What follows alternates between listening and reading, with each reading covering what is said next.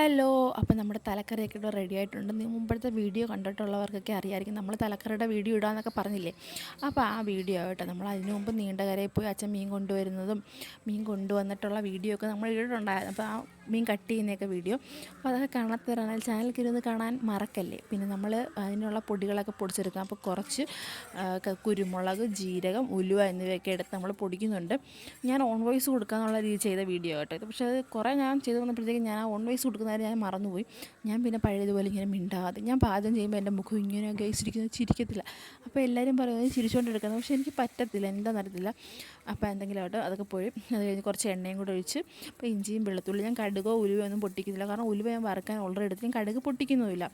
പിന്നെ സവാളയും കൊച്ചുള്ളിയും ഇടുന്നുണ്ട്, പിന്നെ കുറച്ച് പച്ചമുളക്, പിന്നെ കുറച്ച് തക്കാളിയും കൂടി ഇടുന്നുണ്ട് കേട്ടോ.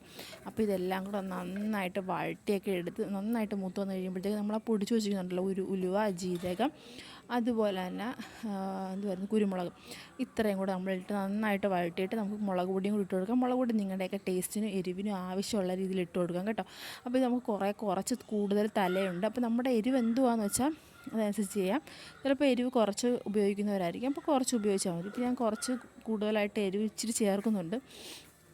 അപ്പോൾ അങ്ങനെ നമ്മളൊരുവിധമൊക്കെ നന്നായിട്ട് വഴറ്റി അതിൻ്റെ പച്ചമണമൊക്കെ മാറിക്കഴിയുമ്പോഴത്തേക്ക് നമുക്കതിനകത്തോട്ട് കുറച്ച് ഉപ്പും അതുപോലെ തന്നെ ഉപ്പെപ്പോഴും ചേർക്കാം, എന്നാലും തിളയ്ക്കുന്നതിന് മുമ്പ് ഉപ്പ് ചേർക്കണം.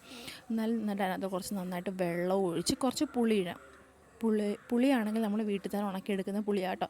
പുളിയുടെയൊക്കെ സീസൺ കഴിഞ്ഞിട്ടുണ്ട്. പുളിയൊക്കെ ഉണക്കുന്ന വീഡിയോ ഞാൻ കണ്ടിട്ടുണ്ട്. അതിൻ്റെ ഇടയ്ക്ക് എൻ്റെ കയ്യും അങ്ങ് പുളി, കാരണം കുറേ നേരത്തിനകത്ത് തന്നെ ഇങ്ങനെ കിടന്ന് അത് നന്നായിട്ട് ചൂടായിട്ടുണ്ടായിരുന്നു. അപ്പോഴത്തേക്ക് എൻ്റെ കൈ നന്നായിട്ട് അങ്ങ് പൊള്ളി. ആ സമയം കൊണ്ട് ഞാൻ പൊള്ളിയപ്പോഴല്ല, അതിന് മുമ്പേ ഞാൻ അപ്പുറത്തോട്ട് പോയിട്ടുണ്ടായിരുന്നു. അപ്പോൾ നന്നായിട്ട് ഈത്ത് തിളച്ച് വന്നപ്പോഴത്തേക്ക് അമ്മയാണെങ്കിൽ ആ മീനൊക്കെ എടുത്തിട്ട്, അപ്പോൾ എനിക്ക് ഇടയ്ക്കിടയ്ക്ക് ഇങ്ങനെ വീഡിയോകൾ മിസ്സാവാറുണ്ട്. അത് സ്വാഭാവികം, പോട്ടെ. കറിയൊക്കെ വെക്കുമ്പോൾ അങ്ങനെയൊക്കെ സംഭവിക്കുന്നു, ആശ്വസിക്കാം. പിന്നെ അമ്മ കറിവേപ്പിലൊക്കെ എടുത്തിട്ട്, അപ്പോൾ നല്ല കറിയാണ് ഇങ്ങനെ തിളച്ച് ഇങ്ങനെ വന്നിട്ടുണ്ടായിരുന്നു. അപ്പോഴത്തേക്ക് എനിക്ക് കൊതിവ് നല്ല മണം, അടിപൊളി, സൂപ്പർ.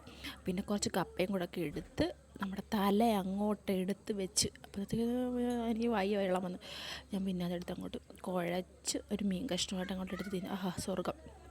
ഇതൊക്കെയാണ് ഗൈസ് എനിക്കിഷ്ടമുള്ള ആഹാരങ്ങൾ. പിന്നെ ഉത്തരവുള്ള എനിക്ക് പറയാൻ, ചാനൽ ഇഷ്ടപ്പെടുവാണെങ്കിൽ കയറി ഒന്ന് കണ്ടു നോക്കണം കേട്ടോ. ചാനൽ കൊള്ളാവോ ഇല്ലയോ നിങ്ങൾക്ക്, അഥവാ കണ്ടില്ലപ്പോൾ ഇഷ്ടപ്പെട്ട് സബ്സ്ക്രൈബ് ചെയ്യാൻ വല്ലതും തോന്നിയാലോ, അപ്പോൾ ഒന്ന് സബ്സ്ക്രൈബ് ചെയ്തേക്കണേ കേട്ടോ. ബായ്.